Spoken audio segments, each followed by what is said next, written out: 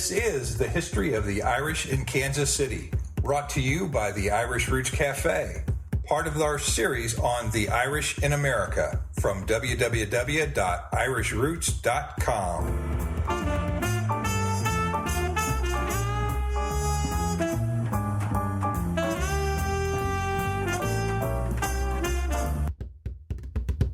The main gathering spot, I guess, if you would, was a little hole in the wall, really, called Harlings. Sticks in my mind most was Ryan's Carry Patch, which was north of the river on the Missouri side. We tried to form an Irish pipe band called Clan of Erin. I remember whenever the Irish Cultural Center was opened, the mayor of Kansas City, Missouri, he made a point of showing up. The Kansas City and the St. Louis groups, they cooperated, very well together.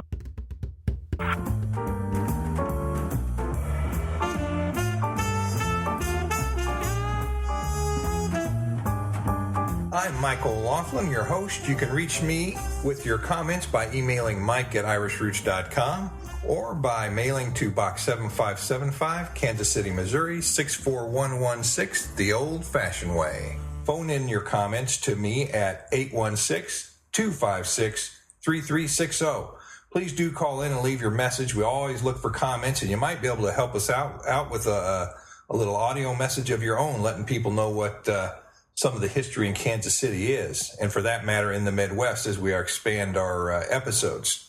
We've gathered together a group of scholars, authors, and everyday Irish to paint you the picture of the history of the Irish in Kansas City.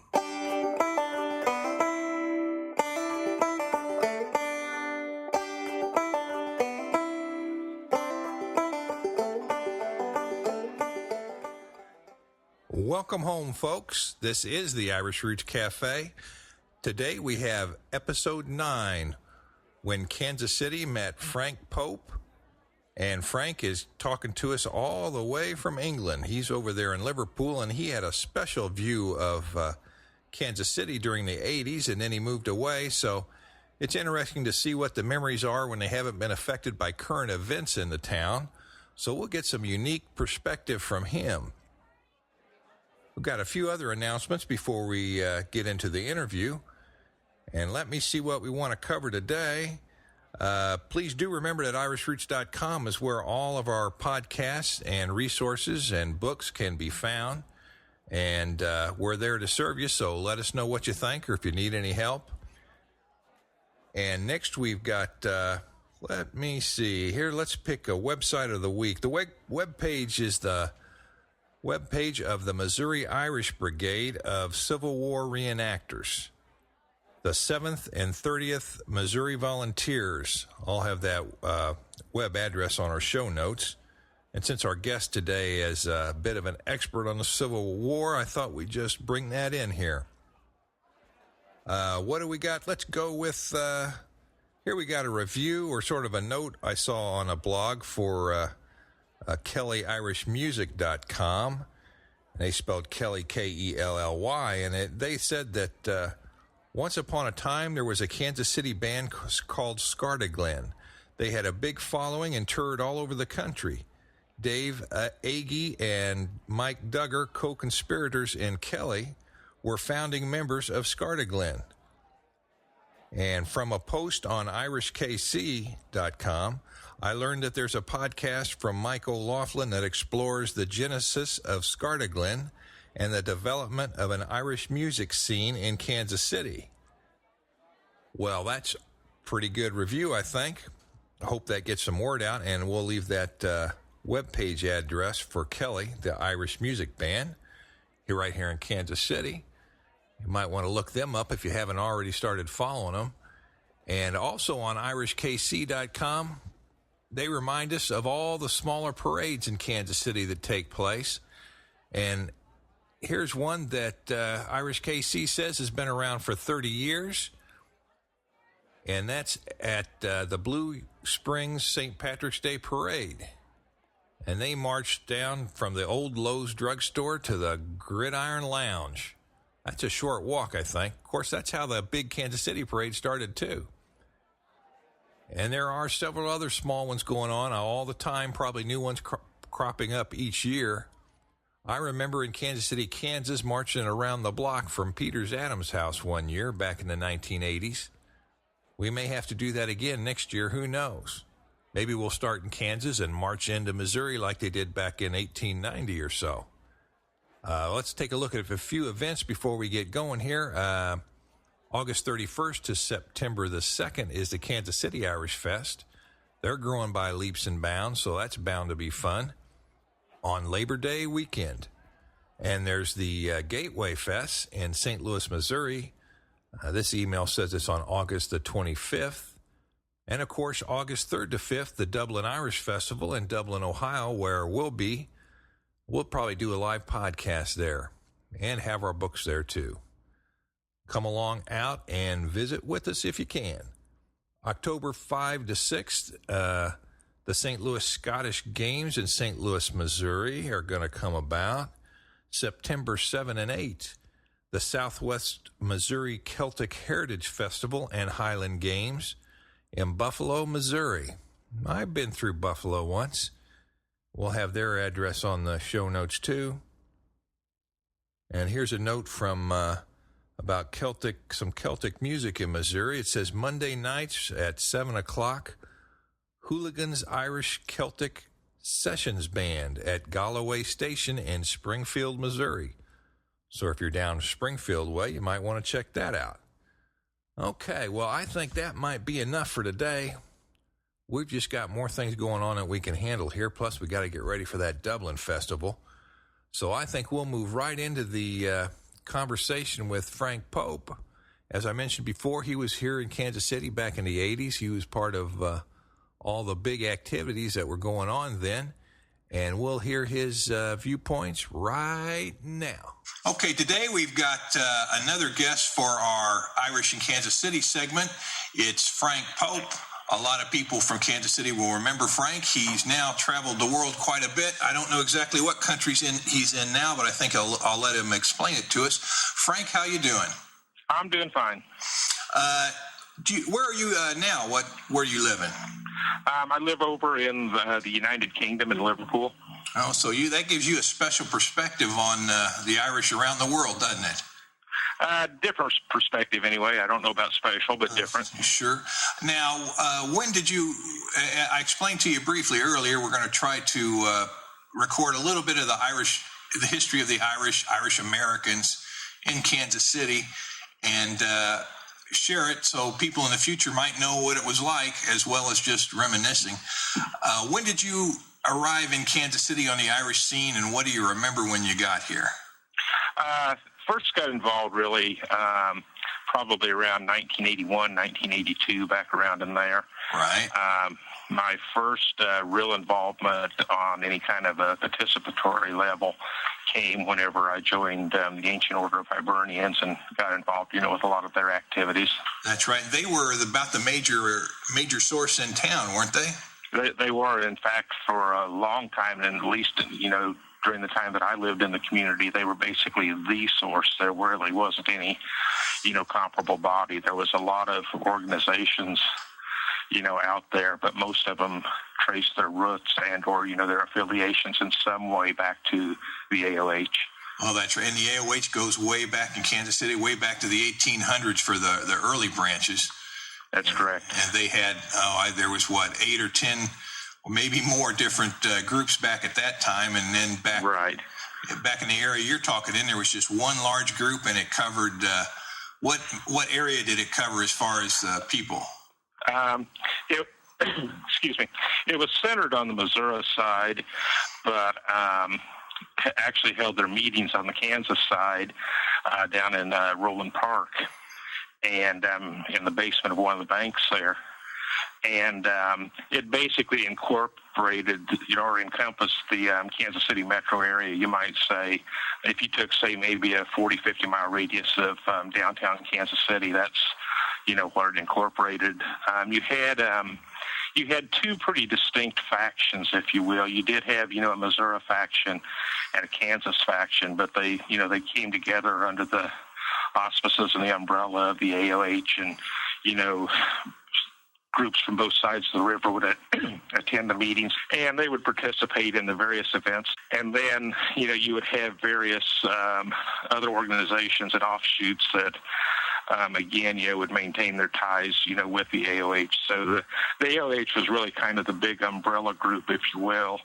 And then, a lot of stuff that was either sponsored directly by them or at least had a complimentary relationship with them. What do you think? What was the biggest event they sponsored at that time? The biggest one that they sponsored at that time was the annual parade in Kansas City.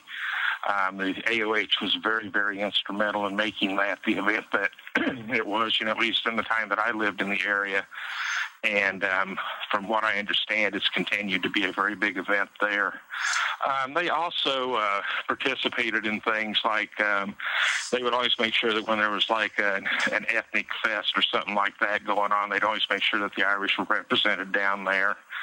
And then there would be some quote private functions that they would have, like out at a park or something. Like for a couple of years, I know I attended some stuff out by Benjamin Stables and out there that were still open to the public. I mean, if somebody from the public saw the gathering and saw what was going on that day, they certainly wouldn't turn them away. But it was more, for like an internal thing, for people within the Irish community to come together. It was a family thing, and of course it was men and women. It wasn't like the AOH was basically at the meetings, that was just for men.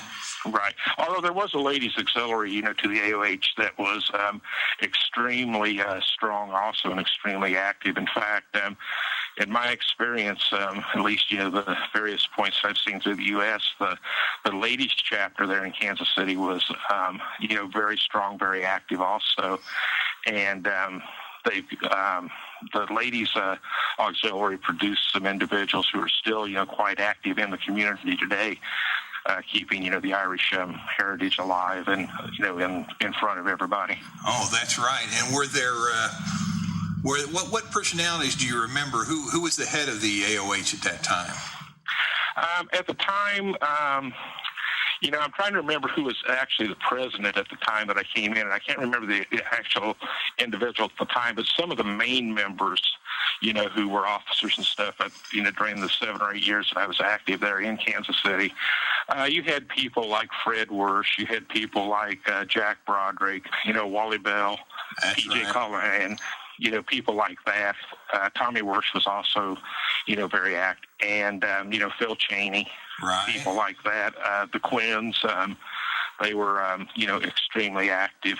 Right. And, like I say, they were just, the thing that I think really made it go was you had people from all different generations and all different eras and stuff like that in the Irish community that came together and were very, very active. It wasn't just we'll show up on St. Patrick's Day type thing. I mean, they were there active the entire year. And, I mean, you had people like, Jack Broderick's generation that, had obviously been around, for quite a while and, came from Ireland and that type of stuff. Right. And then you had, the Irish-American side, like, Freddie Wersch and his group that, obviously had, ties to the homeland and stuff like that, but were born American, right, but yet retained the heritage. And so you had, you had really quite a broad gamut of it, across the area. Over on the Kansas side, again, the individuals who were very active. You had Lauren Taylor, who was very active with the Kansas branch. Right. And you also had people like John Riley Necklin, who was also, extremely active. So, see, Lauren Taylor, he worked with the police department? Yeah, I believe he was legal advisor to the Kansas City, Kansas Police Department. And John Necklin was an investigator, I know, for a while with the Wyandotte County DA. Right. And then on the older generation, if you will, you had people like Paul Goodell and people like that who, again, were very, very active and were the ties, to the homeland, if you will, that had actually, been born in Ireland and came over. Where did everybody gather, like at night? Was there a pub or a restaurant or what do you remember about that? Yeah, the main gathering spot, I guess, if you would, was a little hole in the wall, really, called Harlings upstairs. And if I remember correctly, it was where, like, Westport Road and Maine intersected or something like that. Right. It was on Maine there somewhere anyway. And that was a very, popular place. There'd be, you'd have Irish music acts and stuff like that came through quite regularly. Tommy Dayhill, for example, he showed up, several times and would appear for like 3 or 4 weeks at a time, that type of stuff. He sure could get people going for a while. He could. He gets the place rocking. As far as restaurants and stuff like that, probably the one that sticks in my mind most was Ryan's Carry Patch, which was north of the river on the Missouri side, out sort of towards the airport, if I remember right. I think it was like off of Berry Road or something like that. Yeah, Berry Road and 29 was Dick Ryan. Yeah. And that, again, that was very popular for like, more formal type things. And I can remember, there would be some times when we would put together like some presentations for the community and stuff like that. And, Ryan would work with us very much, to give us a venue and stuff like that where we could do it. And there was some efforts a few times to fuse some of the disparate Irish groups together. And, we would have like organizational meetings out there and stuff like that a few times. So, there was a lot going on back then. Now, what groups you belong to the AOH, and we're trying to think of what other Irish groups did you belong to in the 80s? We tried to form a Irish pipe band called Clan of Aaron. Right. And this was primarily the brainchild, if you will, of Lauren Taylor on the Kansas side. So that was one of the ones that I was involved in. We tried to put together an Irish cultural center in Kansas City. That basically went by the wayside for a number of reasons. Funding was a problem and stuff like that. And there was some internecine rivalries. Oh, and I think that's unavoidable, don't you? Oh, yeah. It's Irish. That's right. Hey, well, you put together some audio-visual shows, didn't you, for that center? Yeah, I did put together some audio-visual shows for that, and we had a speakers bureau too. Yeah, we had a speakers bureau, and we appeared on, the local public TV channel a time or two, and they actually came and taped at least one of our presentations that I can remember. And then we did some outreach with like some people in Topeka and stuff like that were trying, to bring the Irish community there and get some stuff going. And, we went and assisted them a time or two, and we spoke at their gatherings and stuff. So. That's right. We started an Irish dance group, an adult dance group. Correct, yeah. Denise McNally ended up taking that over, and they're just going great guns yet today. Right. So. In fact, that was one of the big successes. That Irish dance group, they really, really did well. And you had people like Molly, who was, I forget Molly's last name, but she was an extreme influence on that also, and really did a lot to make sure that group prospered and stuff like that. I was also interested. I was in graduate school in history at the time, and so I did a lot of research, on Civil War Irish and stuff like that, and both nationally, if you will. And I was involved there. We actually had a professor on the faculty of the UMKC history department who was had got her PhD from University College Dublin. Virginia was very, very helpful to us and provided me with a lot of assistance, on some of the stuff that I tried to research, for the presentations that we did and things like that. Right, so, and that was Virginia Glandon, wasn't it? It was. That's right. And, of course, Peter Adams was always big on the Kansas side, too. And, Peter was with Donnelly College, if I remember right. Yeah. And, it's one of those things, like I said earlier, Lauren Taylor, took a lot of the lead on the Kansas side. But to be honest, as far as making sure things actually got done and kept running, I think Peter had as big an influence, if not more influence, than what Lauren did, because there was some times when things would break down and Peter would step into the breach and make sure, that it all came together and something happened. Well, that's right. And he's still doing it to this day. He is. Yes, he is. He's out there singing and just getting things going wherever he happens to be. And, Donnelly College, I was just thinking that was Father Davern out there helped a lot. That's correct. Right. In fact, he's the priest that married me. Oh, my gosh. Well, heck, there's another connection that'll live forever. Yeah. Doggone. And you lived out there in Kansas City, Kansas for a while, too, as I recall. I lived on the Kansas side for a while, and then I moved over onto the Missouri side down in the Mission area, so... Okay, what about church? Was there a particular church that you found the Irish were tied to, or? There was a few of them. The one that I was most familiar with was on the Kansas City, Kansas side there. The church it was there on 7th Street, about 2 blocks from where I lived, St. Anthony's.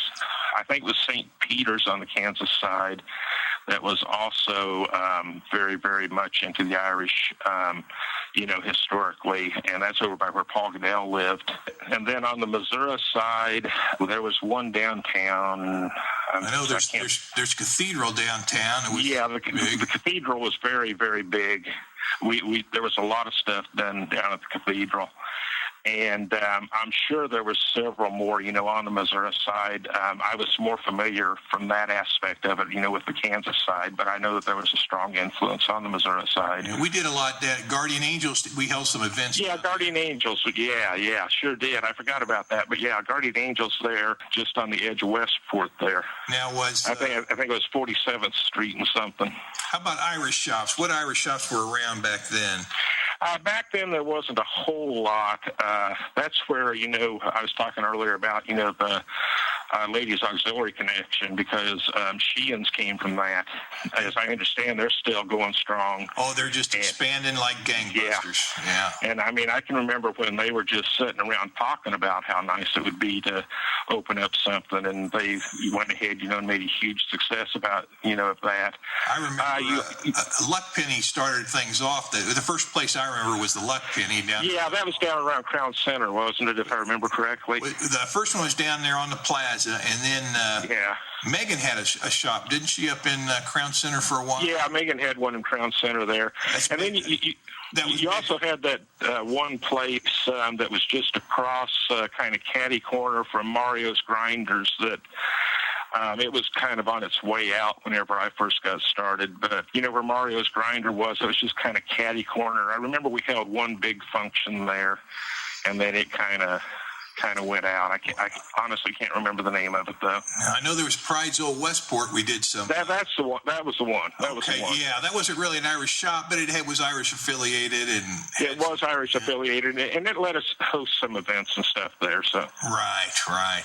Now we've got Brown's Deli, which is the oldest continuously operated Irish business in North America. Really? That's what all the flyers say, and I'll believe them. Yeah. And they're still operating, and they have a selection of some gifts, and they still have the deli operating there on Pennsylvania. Right. So they're a fixture that's been around for a long time too. Yeah.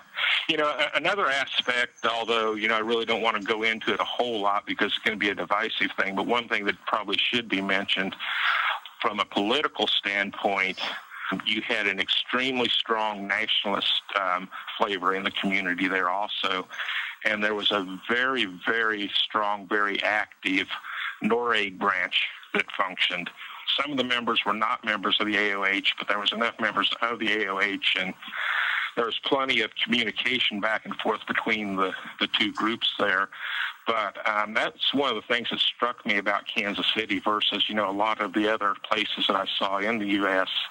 was, again, just how strong and how active on a political standpoint there was. I mean, if you wanted to get involved politically, there was definitely a very, very strong influence there also. Yeah, that's right. And that was what I know that Quinn and Cheney were big names with that. They still are. Yeah, they were very, very big names with it. I mean, Billy Quinn and his brother Tom, and he had a couple of other brothers that I think Pat was the name of one of them, if I remember right. And I forget the fourth brother that was active, but, they were very strong. Phil Cheney was very strong. Jack Broderick was very strong with it. There was just a whole lot of people. And it helped that you had people there that had direct ties to the Easter Rebellion and stuff like that. Either they had been, around in Ireland, as young kids whenever it happened, or they had, fathers or cousins or something like that that had taken part in it. Right. So, that helped. We also, at that time, not just on, the political aspects, but certainly on the social aspects and stuff like that, we had a lot of support politically, especially on the Kansas side for the Irish activities. The former mayor of Kansas City, Kansas, Jack Reardon, he was very, helpful to us on a lot of stuff. Right. I remember whenever the Irish Cultural Center was opened, the mayor of Kansas City, Missouri, he made a point of showing up and actually, spending about an hour or two, at the opening of it. He didn't just put in a brief 5-minute appearance and was gone, that type of thing. Yeah, I remember that. He cut the ribbon for the opening. It was Mayor Berkeley. Yeah, it was. And he cut the ribbon for the opening, and he did. He sure stuck around, and that was appreciated. Yeah. So, we had a lot of support there. Another organization, and again, this was primarily came from the Kansas side, but there was a huge push there for a while to try and form a sister city between Kansas City, Kansas, and Cork, Ireland. And so you had, the Sister Cities Committee and stuff like that. And, they brought over, some politicians, and there was a lot of, going back and forth there trying to put that together. And from what I understand, that eventually collapsed, and Cork City, I think, became a sister city like San Francisco. Yeah. But I know that there was another city that it looked, at the time that I was leaving anyway, the area, it looked like Kansas City was going to form an official relationship with. So I don't know whether that actually, ever took place or not, but... Mm-hmm. We also, and I believe he was a member of the Kansas legislature, but you had Senator Riley, who also, would appear at some of our stuff and lend us his presence and his expertise. And he was from Kansas. He was from Kansas. Right. And then you had, about that time, too, you had the old Missouri debacle, which occurred. Well, there's always a million people that want to start something up, and it's a valiant effort, but it's tough. The idea behind it was fantastic. Yeah, that's right. And it had a lot of good ideas, but I've always put that down to kind of the Irish problem of we not being able to get organized. We were just never quite able to pull it together and make it work. Well, that came out of Jefferson City, the capital, and it was well organized. At least the beginning meetings were. And the idea was to make Missouri a central clearinghouse for all kinds of things. They even had one of the father down there we met with, he had a brother who was a bishop in Ireland or a priest in Ireland. He was going to see that we had all the records of Irish birth, death, and marriages brought over here and computerized. And I was a little skeptical, but I thought, well, if they say they can do it, they can do it. But of course, that's much harder done than said. Right. Probably one of the interesting things about it is when you think about the Kansas City experience, and fair enough, a lot of this was 25, 30 years ago. But if you stop and think about it, the current census figures that I've seen for the census figures from 2004 showed that statewide in Missouri, only something like 12.7% of the population in Missouri is of Irish descent. Right. And so, you think about basically you're talking about a little better than 1 in 10, but yet when you stop and think about the level of commitment and exposure and just all around things that were going on, it was just fantastic that you had so much going on in the Kansas City area. And then also, if you stop and take a look at everything that was going on in St. Louis at the time also, in the Kansas City and the St. Louis groups, they cooperated, very well together with each other. There wasn't, a whole lot of rivalry, or at least the meetings I sat in on, there was no, really rivalry or, well, we're just going to do this for our side and the heck with you type stuff. So if you really stop and think about it, you had a population that, a little better than 1 in 10 actually had descent of any kind, from Ireland. And of that 1 in 10, you had an amazing amount of people that actually got out there and did stuff and kept it all alive. Well, that's true. And I don't know what the exact date would be, but it seemed like back in the 1800s, early 1900s, it reached a crescendo and died out. And it took another 2 generations maybe for it to pop back up again and really become what it was. Right. And then with river dance and all the popularity today, it just turned into a whole nother thing. It did. It certainly did. Do you have any particular memories of the early history of Kansas City? The early history that I concentrated on was because of my interest in the American Civil War. Right. And so I just took a look, both nationally and then, as related to Kansas City itself. The Irish formed the largest foreign contingent in both the Union and the Confederate armies. I think there was like 6 regiments or something like that formed the Irish Brigade or something like that. Right. And that Irish Brigade was the 69th out of New York, wasn't it? Right. It was primarily the 69th, but again, there was some of the other, units also, attached. Right. Now, in the Kansas City area, you had some troops like the one that I'm most familiar with was Kelly's Irish Light Artillery that served under Sterling Price. Their captain was a guy named Captain Ephraim Kelly. And, so you had, again, a microcosm of the nation, fighting both in Missouri and nationwide. Right. And what about any other people, places, or events you can just think of in general that come to your mind when you think back on your days in Kansas City? Gosh, there's so many memories, Mike. Oh, I know. And the minute you hang up, you'll think of 12 people. You say, oh, my gosh. Right. I mean, for example, again, from the ladies' auxiliary side, you got Katie Sheehan, and her sister Molly. I remember them very, very well. Oh, they did a lot of work. They did a lot of work. You had Val Healy, who did a lot of work, for the men's AOH. I'm trying to think. Billy Waris. Yeah. He had a connection there. Wasn't his brother, one of the priests or something like that, if I remember right? Yeah, that's right. Oh, gosh, just so many. I know let me see, didn't Northern Aid they might still have the shrimp, a big shrimp? Right. Yeah, I forgot about that. That was an annual fundraising thing that we did. And where was that at over there in those days? Gosh, well, we held it at Guardian Angels once or twice. I know that. Yeah, and I knew it was out and then there was another. I'm trying to think. There was another church that we held it in. A lot of our stuff got held in the basements of churches. Yeah, that's right. It was very common. We needed that support. Everybody did. Yeah, and we also the Knights of Columbus. They loaned us their hall, if I remember right, a time or two to do some stuff also. Right. Hey, Spice Shrimp will do it every time. You betcha. Well, I can't think of anything else right now. We might call you back later and check just to make sure we haven't missed anything. Right. And I think we'll call it a day now for this session here on the podcast, and we sure thank you for your help. And I'm going to also want to get you for a separate podcast we're doing on the Irish Roots Cafe, which is more of a general look at the Irish across the world, or at least the places you've stayed at or lived in over time. So we'll be hearing from you again. Frank, thanks again. Thank you very much, Mike. Well, we'd like to thank Frank for talking to us today, coming all the way from sunny old Liverpool. And this is Mike O'Laughlin at the Irish Roots Cafe.